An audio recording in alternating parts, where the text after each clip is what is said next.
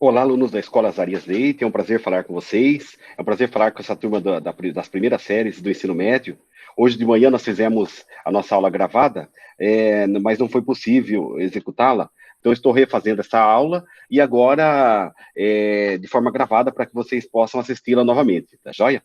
Bom, o tema de hoje é a pós-modernidade. Nós vamos ver as transformações que houveram na história, a decadência dessa pós-modernidade, as alternativas possíveis e uma solução para esse problema. Para nós pensarmos aqui agora, que era que nós estamos? Semana passada eu pedi um trabalho para que vocês fizessem, para que analisassem algumas situações, fizessem uma linha do tempo da história da filosofia, colocando então períodos, a filosofia antiga, a medieval, a moderna e a contemporânea. E agora pensando em nossa aula, trazendo para a nossa realidade, em que época da história nós estamos? Na era moderna ou nós estamos na era contemporânea? Bom, acredito que muitos de vocês pensaram, puxa, nós estamos na era contemporânea, o nosso trabalho girou em torno disso e tal. Bom, na verdade, nós não estamos nem na era moderna, nem na era contemporânea. Nós estamos na era pós-moderna, ou seja, uma era de transição, então, entre nem o moderno, nem o novo. Uma época que se iniciou lá nos anos 50, a partir de grandes transformações, como as artes, a economia, a ciência, e outros fatores, como as guerras, que influenciaram, então, essa mudança de temporalidade.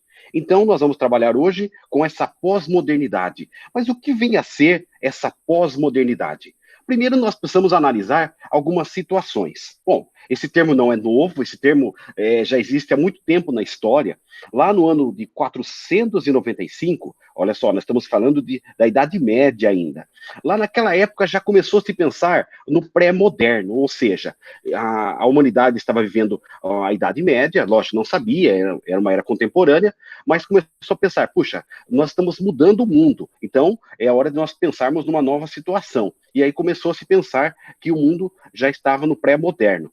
E aí iniciou-se, então, a Era Moderna, que foi a época de transformações no campo da ciência, com as grandes navegações, no campo político, e outras transformações que levaram, então, ao mundo que nós vivemos hoje. Bom, e o pós-moderno, ele é sempre existe na história como a negação de uma época, ou seja, não é uma época que se fundou, mas é uma época de transformações, uma época em que as pessoas estão firmando ainda a sua identidade. E aí, pensando um pouquinho sobre isso, algumas épocas da história. Olha só, durante a Idade Média, a grande ideia era o quê? Somente a fé, ou seja, somente a crença é que tinha valor. Já na Idade Moderna, foi a busca pela razão, ou seja, aí nós temos o grande filósofo Descartes, expoente desse pensamento, o grande sentido era a razão. E agora, nesse pós-modernismo, nós não temos nem a razão nem a fé, ou seja, nós não temos um sentido para a nossa vida. E é isso que nós vamos ver agora, então, sobre essa situação. Bom, pessoal, o pós-modernismo, ele traz algo novo, algo diferente. Nós vivemos essa fase de transição da qual nós perdemos a nossa identidade, perdemos o sentido do nosso mundo, nós não sabemos onde estamos, o que fazemos, e, ao mesmo tempo, procuramos nos encontrar nessa humanidade. Bom, o racionalismo é tido como causador dessas mudanças, por quê? Foi graças ao racionalismo que nós tivemos as guerras mundiais, potências querendo mostrar a supremacia do poder. Nós tivemos aí também o Holocausto, que nós vimos durante a Segunda Guerra Mundial, a Guerra Fria, outro período de transformação, ou seja, esses fatores aqui começaram a fazer o ser humano pensar, puxa, mas o que é a humanidade? Como eu estou vivendo a minha humanidade? Olha só, e para isso, então, começou-se a pensar em narrativas para se mudar essa visão de mundo. A primeira foi, lógico, a ciência, o avanço tecnológico, o avanço científico que nós tivemos aí nas últimas décadas. Outro fator predominante foi também o fim da religião. As religiões hoje elas são diferentes daquele momento medieval em que se buscava Deus. Hoje cada um procura a religião à sua medida, do seu jeito. Então a religião ela perdeu o sentido na humanidade. E o que nós mais encontramos são pessoas sem religião. Ainda pensando sobre isso, O fim das guerras trouxe uma ideia de prosperidade, ou seja, agora podemos viver, podemos continuar a nossa humanidade. Bom, e também houve um desencanto, pensadores que trouxeram ideias, então, sobre essa transformação de mundo, como o Nietzsche, filósofo alemão, falando sobre a morte de Deus, que Deus deixa de existir na humanidade, Deus já não faz mais sentido na humanidade. Nós temos o Michel Foucault, que vai trazer a morte do homem, ou seja, antes era Deus, agora o homem também está morto, o homem perdeu o sentido nessa humanidade.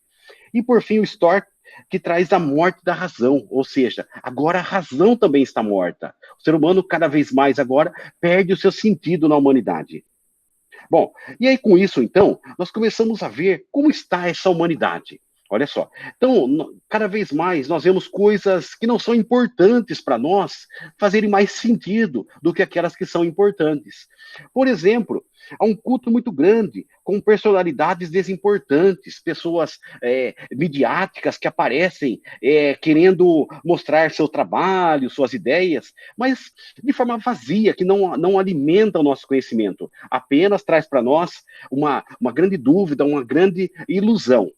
Ao mesmo tempo, nós temos uma exposição da intimidade, ou seja, nunca nós mostramos tanto quem nós somos. É uma vontade de querer mostrar para a humanidade quem de fato nós somos, o que fazemos. Há pessoas que ficam 24 horas mostrando suas vidas, mostrando exatamente por quais caminhos estão trilhando. Ao mesmo tempo, a arte ela também perdeu sentido. Hoje, as pessoas produzem tanto que já não tem mais valor aquilo que elas fazem. Ou seja, tudo se tornou banal, tudo se tornou comum, tudo se tornou uma cópia da realidade. Ao mesmo tempo, o espetáculo deu lugar ao ícone, ou seja, as artes, a vida por si só, os grandes exemplos. Hoje já não existe mais nada disso. O que nós temos são, olha só, momentos que acontecem, momentos que surgem e que de repente desaparecem da história. E, por fim, nós vivemos o mundo da aparência, ou seja, o que é mais importante na nossa vida não somos nem nós mesmos, mas é a aparência que nós damos ao mundo, ou seja, nós queremos mostrar à humanidade como nós somos, o que fazemos, qual a nossa importância, e esquecemos, de fato, de pensar em quem de fato somos nós. Então, os valores e os desvalores desse momento, olha só, muita informação que nós temos, mas, infelizmente, nós não fazemos uso dessa informação. Por quê? Ao mesmo tempo que existe uma infinidade de coisas, nós não conseguimos utilizá-la. E, ao mesmo tempo, não há uma certeza sobre aquilo que nós estamos vendo. Há uma falsa ideia de liberdade, ou seja, temos liberdade de expressão, mas toda vez que nós tentamos falar o que pensamos, há sempre o risco do outro tentar nos eliminar, tentar eliminar as nossas ideias. Bom, e isso ainda, pessoal, nos leva a pensar sobre esse mundo, do que nós nos alimentamos. Olha só, nos alimentamos da tecnologia cada vez mais, cada vez querendo ter o novo, nos progredir na vida, mas, ao mesmo tempo, olha só, procuramos preencher um vazio do qual nós não conhecemos, do qual nós não sabemos exatamente onde está esse vazio. Bom, a humanidade perdeu-se a arte de ler, as pessoas não leem mais, leem de forma vazia, resumida, como se não tivesse mais importância saber exatamente o que grandes pensadores construíram ao longo da história. O que basta é você ter um conhecimento para saber o essencial da sua vida.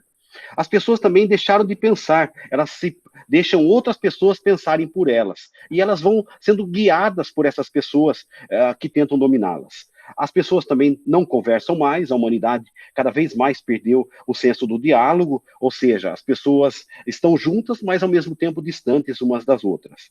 E vemos cada vez mais esse mundo com famílias desestruturadas, crianças órfãos, os vizinhos já não se conversam mais, pessoas, olha só, vivendo em situação de calamidade, situação de sofrimento, e as pessoas começam a utilizar as compras como substituta da felicidade, ou seja, como se a compra fosse suprir os desejos, fosse suprir a vontade humana.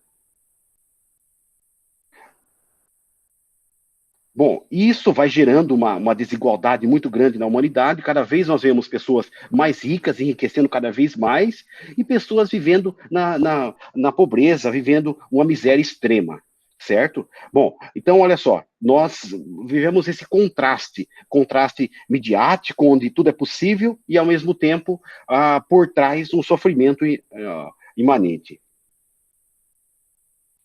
Bom, então, essa humanidade, ela está procurando, olha só, voltar à ideia de momentos na história, como o momento de um grande pensador, o Friedrich Nietzsche, olha só, que trouxe a ideia, pessoal, do niilismo, que é a perda de valores. A sua vida não tem sentido, a sua vida ela é vazia. Então, você, olha só, não adianta acreditar em alguma coisa, acreditar em alguém. Basta, olha só, você ser você mesmo. Então, o Nietzsche ele procurava o quê? Mostrar esse vazio da humanidade, que a humanidade se esqueceu de quem ela era, se esqueceu de si. E isso nós vemos, olha só, em alguns campos, como as ciências sociais, que cada vez mais perdem espaço para a economia, a comunicação, que ao mesmo tempo que ela chega a todos os lugares, ela ao mesmo tempo não consegue dialogar com a humanidade. Bom, ao mesmo tempo nós vemos ainda um ceticismo, uma dúvida grande sobre qualquer coisa, uma descrença que a humanidade procura apresentar. Bom, e para ilustrar isso de uma forma resumida, eu trouxe para vocês um sociólogo, o Zygmunt Bauman, que vai falar sobre essa modernidade líquida. Ele não fala exatamente nessa pós-modernidade, mas ele fala que nós vivemos um mundo líquido, um mundo de vazio. Olha só, vivemos tempos líquidos, nada é para durar. Ou seja, antes aquela ideia que nós tínhamos que a nossa vida era para sempre, era constante, agora ela se tornou vazia, pequena. Bom, o Bauman nasceu na Polônia em 1925, foi um grande pensador, escreveu várias obras, entre elas, olha só, Vidas Desperdiçadas, Vida Líquida, Medo Líquido, Tempos Líquidos, Arte Líquido, Vida para o Consumo, Arte da Vida, Confiança e Medo, O Capitalismo, entre outras obras, então, que nós encontramos desse grande pensador. Mas o que ele traz à tona para nós é exatamente essa cultura consumista. Olha só, não se pode chegar a um estado de felicidade duradouro. Ou seja, então, esse mundo, na verdade, esse mundo pós-moderno, ele é vazio. Por quê? As pessoas têm tudo e ao mesmo tempo não têm nada. Então a solução que foi encontrada é comprar. As pessoas querem comprar, querem ter. Quanto mais elas têm, mais elas acreditam que são felizes. Mas isso também não é feito para durar. Isso é feito para existir por um momento. Então ela cada vez mais ela tem que comprar. Ela tem que deixar de lado algumas coisas da sua vida e começar a investir em outras. Ou seja, tudo é vazio, tudo é líquido, tudo se desfaz. Bom, e aí nós temos essa busca incessante pela felicidade, procuramos a felicidade, mas não encontramos. Por quê? Porque nós procuramos a felicidade onde ela não está.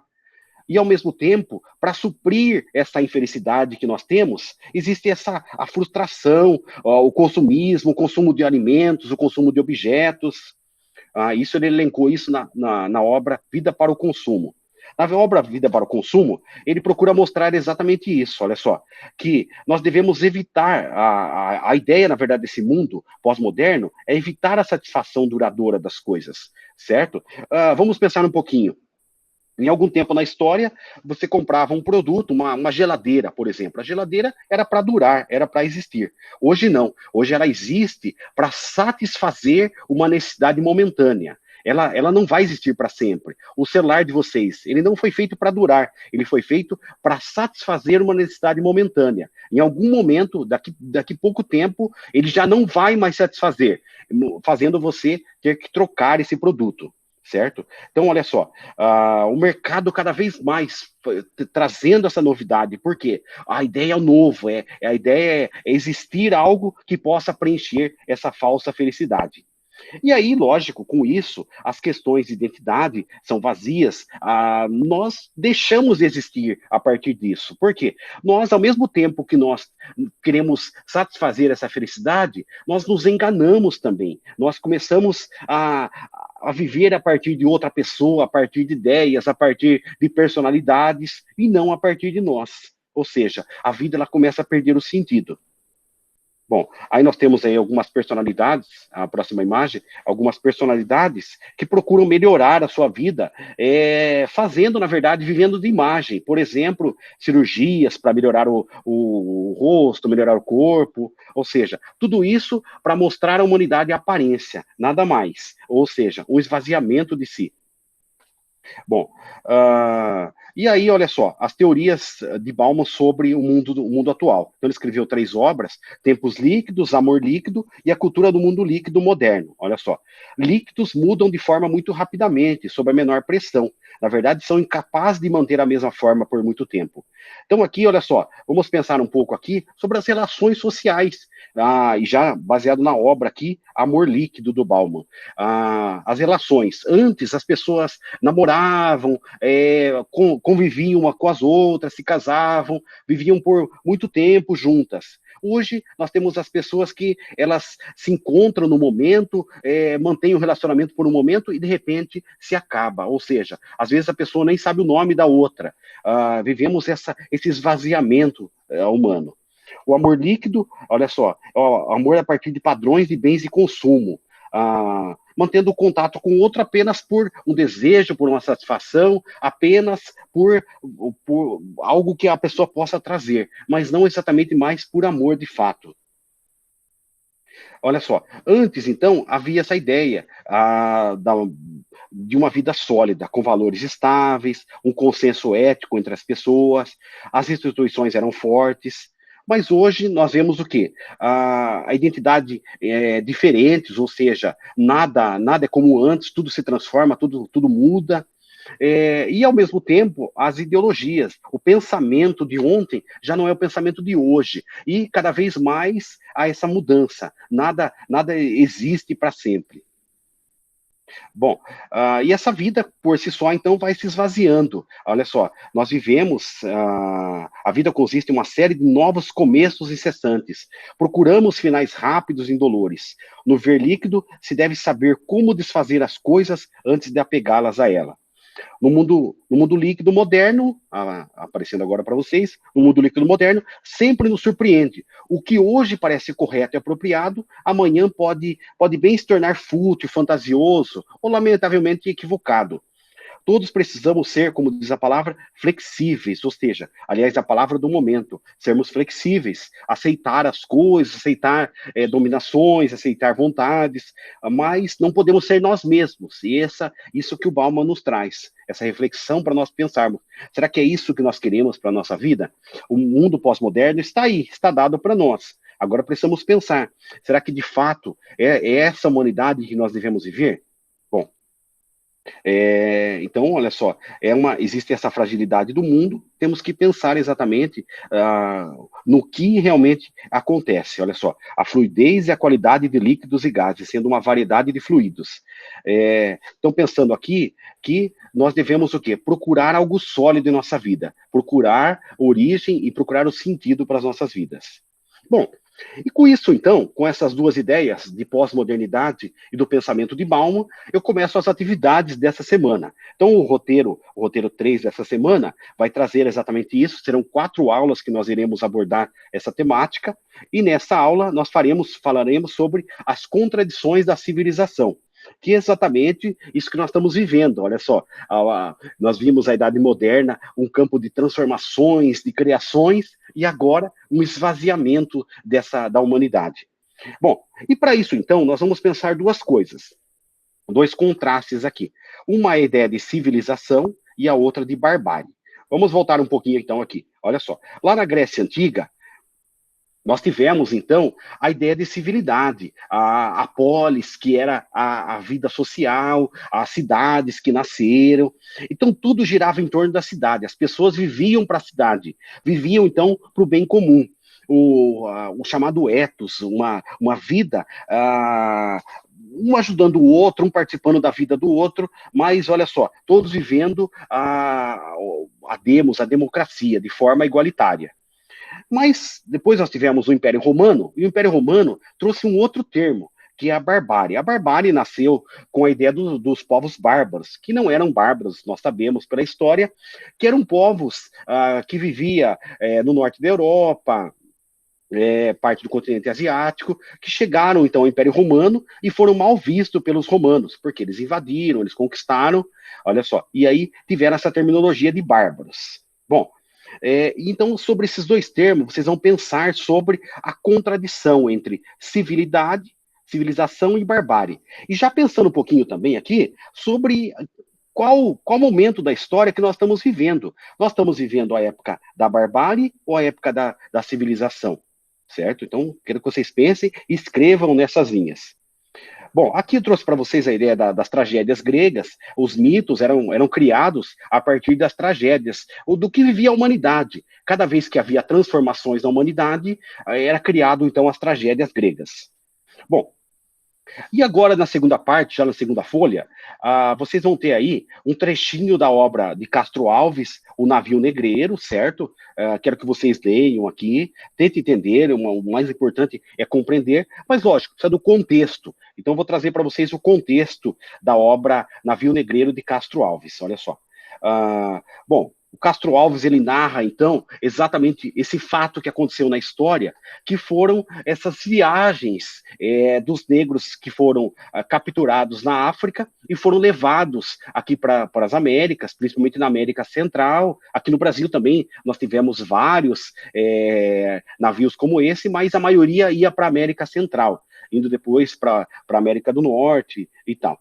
Bom, então ele procura narrar exatamente, olha só, o Castro Alves procura narrar o que os negros passaram nesses navios, como que eles eram colocados no navio, o sofrimento que eles passavam nessas viagens que demoravam meses e eram colocados, quanto mais eles podiam colocar, mais colocavam. E eles eram obrigados a viver, olha só, levavam chibatadas a todo momento, eram torturados, mas não podiam morrer, porque eles iam ser vendidos como escravos. Então eles preferiam a morte, mas não podiam morrer. E quando ficavam doentes, eram jogados ao mar. Olha só. Então, a ideia que nós temos que pensar aqui é exatamente, são duas situações. Quem será que é bárbaro? Olha só, esses negros que estavam sendo escravizados ou as pessoas que estavam levando eles? Olha só, esses navios que levavam esses negros para serem vendidos. Então vocês vão pensar sobre isso nessa atividade, olha só. Então, as atividades são 7 questões. A primeira, o assunto abordado no poema, que é exatamente essa escravidão, essa tragédia que acontecia. Aqui eu quero que vocês pensem sobre os fatores históricos que aconteceram. Não podemos aqui esquecer da expansão europeia, cada vez mais crescente. Foi a partir dessa escravidão que a Europa se desenvolveu como nós conhecemos hoje. Bom, depois eu quero, na questão 3, que vocês tenham esse poema, essa parte do poema, e façam uma reflexão sobre isso. Aí, de novo, aquilo que eu acabei de comentar, que foi, olha só, quem são os civilizados? Os bárbaros, olha só, quem são os civilizados e quem são os bárbaros? Então, vocês vão pensar nessa situação. Tá joia? Bom, então as alternativas são exatamente em função disso, sobre o navio negreiro, mas qual que é a ideia para nós pensarmos a humanidade de hoje? O navio negreiro procura mostrar exatamente essa ideia que nós estamos vivendo. Olha só. Infelizmente, hoje, nós ainda vivemos uma sociedade em que alguns ainda são bárbaros, procuramos a civilidade, mas, na verdade, a humanidade cada vez mais embarca na barbárie, ou seja, na incompreensão do outro, na incompreensão da humanidade. Ainda, olha só, existe um racismo associado à sociedade, o racismo não foi eliminado da sociedade, existem ainda visões etnocêntricas sobre a humanidade, ou seja, eu sou mais importante que o outro, a minha cultura é mais importante, certo? Então vocês vão pensar sobre isso, sobre esses atos, para responder nessas questões. A ideia é que vocês pensem, olha só, esse mundo pós-moderno, será que nós saímos da barbárie? Será que nós conseguimos viver uma nova humanidade? Ou nós regredimos historicamente? Então é isso, espero que vocês aproveitem e qualquer dúvida me procurem, então, para sanar essas dificuldades. Até mais.